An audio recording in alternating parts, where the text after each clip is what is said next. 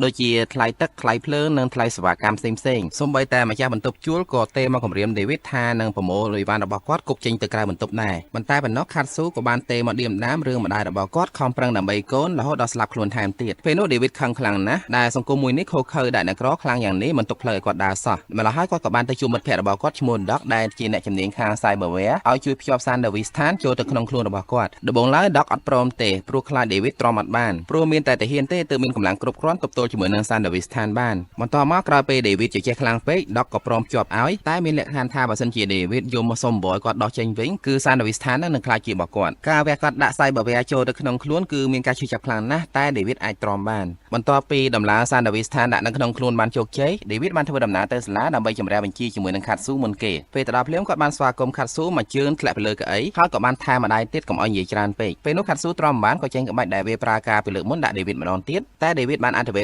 Davis ឋានរបស់គាត់ជួយឲ្យគាត់គេចពីកណ្ដាប់ដៃរបស់ Katsu បានយ៉ាងលឿនហើយក៏អាចម៉ាត់ Katsu ម្ដាយវិញឡើងប៉ើងទៅខ្ទប់អញ្ចឹងហូរឈាមចំោះវូពេលនោះ Katsu ឆ្លៀតគំរាម David ទៀតថាចាំមើលហើយអញទៅប្រាប់ប៉ាអញហើយប៉ារបស់ Katsu គឺជានាយកប្រតិបត្តិជាន់ខ្ពស់ម្នាក់របស់ក្រុមហ៊ុន Arasaka ដែលគេហៅថា Mr. Tanaka គាត់បានឃើញវីដេអូដែល David វាយកូនរបស់គាត់ហើយតែគាត់អត់ចាប់អារម្មណ៍រឿងកូនរបស់គាត់ទេគឺគាត់ចាប់អារម្មណ៍លើ David ដែលបានពាក់ Cyberware Davis ឋានហើយអាចប្រើមុខងាររបស់វាបានយ៉ាងរលូនដោយអត់មានផលប៉ះពាល់អីទាំងអស់គាត់ចង់បាន David នឹងមកធ្វើតេស្តលើឧបករណ៍ផ្សេងទៀតដែលផលិតឡើងដោយក្រុមហ៊ុន Arasaka កន្លែងទៅមើល David វិញបន្ទាប់ពីបានវាយ Katsu ហើយគាត់បានត្រឡប់ទៅផ្ទះវិញដេកធ្វើតែមិនដឹងពេលហ្នឹងនាយកសាលាបានទេមកសុំជួយគាត់តែគាត់មិនខ្ជិលលើទូរស័ព្ទបន្ទាប់មកគាត់បានងូតទឹករៀបចំខ្លួនហើយចេញទៅក្រៅដើរតតខ្យល់មិនដឹងថាចង់ទៅណាមកណាឬចង់ធ្វើអីទេនៅពេលដែលគាត់កំពុងតែជិះរថភ្លើងនៅលើអាកាសគាត់បានចាប់អារម្មណ៍ជាមួយនឹងមនុស្សស្រីសក់ខ្លីម្នាក់កំពុងតែធ្វើសកម្មភាពដើរលួចប្រទះសុកខេតចេញពីករបស់អ្នកដំណើរហើយពេលនោះនាងក៏បានលួចប៉ះចំ David ផងដែរតែ David អាចប្រើជំនាញពិសេសរបស់គាត់ស្ទុះវឹបទៅចាប់នាងបានគាត់ហួសចិត្តណាស់មិននឹកស្មានថាស្រីស្អាតអញ្ចឹងមកធ្វើចោលសោះពេលនោះនារីសក់ខ្លីនោះក៏ចាប់ David ក្លេហើយប្រើជំនាញពិសេសរបស់នាង scan មើល Cyberware របស់ David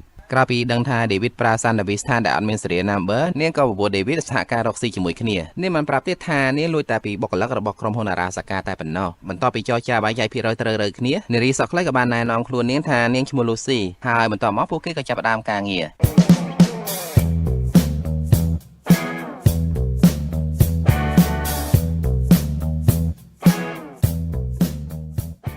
ពេលយប់ឡើងបន្ទាប់ពីចប់ការងារពួកគេចាប់ផ្ដើមចែកលុយគ្នាប៉ុន្តែមិនតាន់បានលុយផង David ក៏មានឈាមហូរចេញតាមច្រមុះហើយបន្តិចក្រោយមកក៏ដួលផ្កាមុខស្លាប់បាត់ទៅនៅពេលនោះ Lucy ក៏ប្រញាប់ទេហៅឡានពេទ្យមកដឹក David យកទៅសង្គ្រោះនៅតាមផ្លូវអ្នកបច្ចេកទេសជំនួយបឋមបានពិនិត្យ David ហើយសួរព័ត៌មានខ្លះៗតាក់ទងជាមួយនឹងគាត់ប៉ុន្តែ Lucy អត់ដឹងអីច្រើនទេព្រោះទុំស្គាល់គ្នាបានមួយថ្ងៃនៅពេលនោះស្រាប់តែអ្នកជំនួយបឋមនោះបានទាញកាភ្លើងមកភ្ជង់ពួកគេដើម្បីប្លន់យក Cyberware គាត់ចាប់អារម្មណ៍ទៅលើ Davis ឋានដែល David ពាក់ជាប់នឹងខ្លួនព្រោះវាអាចលក់បានថ្លៃប៉ុន្តែចង់ប្រាប់ថាប្លន់ខុសមនុស្សហើយពេលនោះ Lucy បានទាត់ក្រែរបស់ David ទៅបុកចោលប្លន់នោះឡើងខ្ទប់ហើយបានរំដោះ David ចេញពីឡានសង្គ្រោះរួមជាមួយនឹងក្រែពេទ្យមកជាមួយផងដោយនាងបានកាច់ចង្កេះបត់ចង្កូតយ៉ាងលយពេញផ្លូវនៅពេលនោះ David ដូចជាលងស្នេហ៍ Lucy ហើយមិនខ្វល់ថាស្ថានភាពគ្រោះថ្នាក់យ៉ាងណាទេគាត់បានសម្លឹងមុខរបស់ Lucy មិនដាក់ភ្នែកនៅពេលបានរួចផុតពីគ្រោះថ្នាក់ David បានប៉ាំង Lucy ឲ្យជួយជូនគាត់ទៅជួប Doc បញ្ហារបស់ David គឺដោយសារតែ Doc មិនបានឲ្យថ្នាំ Immunoblocker ឲ្យ David ប្រើព្រោះ David អត់មានលុយទិញអ្នកដែលប្រើ Cyberware ទាំងអស់ត្រូវតែប្រើថ្នាំនេះជាចាំបាច់ដើម្បីទប់ស្កាត់កុំឲ្យខ្លាយទៅជាមនុស្សវិកលចរិតឬក៏គេហៅថា Cyber Psycho នៅពេលនោះ Lucy បានយកប្រទះសុកខេតទាំងអស់ដែលនាងលួចបាននៅថ្ងៃហ្នឹងដូរជាមួយនឹងថ្នាំ Immunoblocker ឲ្យ David ប្រើបាន2ថ្ងៃ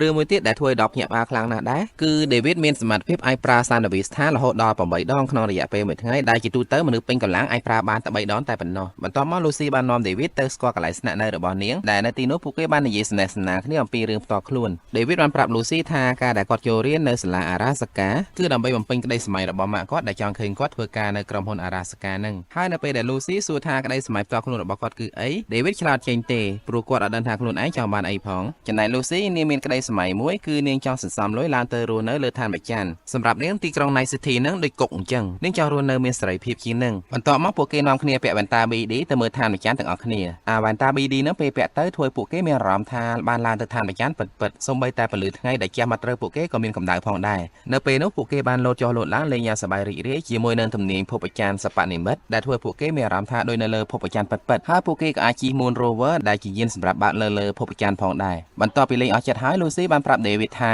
នេះជាលើកទី1ហើយដែលនាងប្រាប់គេឲ្យដឹងពីរឿងរបស់នាងក៏មិនដឹងខ្លួនថាហេតុអីបានជានាងទៅប្រាប់ David ដែរបន្ទាប់មកការសន្ទនារបស់ពួកគេត្រូវបានអាក់ខានដោយមនុស្សមួយក្រុមមករំខានពេលនោះបរិសម្នាក់ឈ្មោះ Man ដែលជាមេក្រុមបានចោទ David ថា David នឹងបានលួចសានដាវីស្ថានរបស់គាត់ហើយឥឡូវគាត់ត្រូវការដោះវាយកទៅវិញពេលនោះ David មីងមាំមិនដឹងថាមានរឿងអីកើតឡើងទេចំណែក Lucy អង្គុយជក់បរិយធ្វើតែមិនដឹងបានន័យថានាងក៏ជាសមាជិកនៅក្នុងក្រុមនឹងដែរសម្រាប់រឿងនេះផងដែរខ្ញុំសូមស្លេះត្រឹមប៉ុណ្ណេះសិនបើសិនជាអ្នកទាំងអស់គ្នាជម្រាបសួរថ្ងៃនេះយើងមកបន្តរឿង Cyberpunk Edge Runners របស់យើងបន្តទៀតដែលការពិភាក្សាមុនក្រុមរបស់ Man បានមកពាត់ចាប់ David ដោយចោទគាត់ថា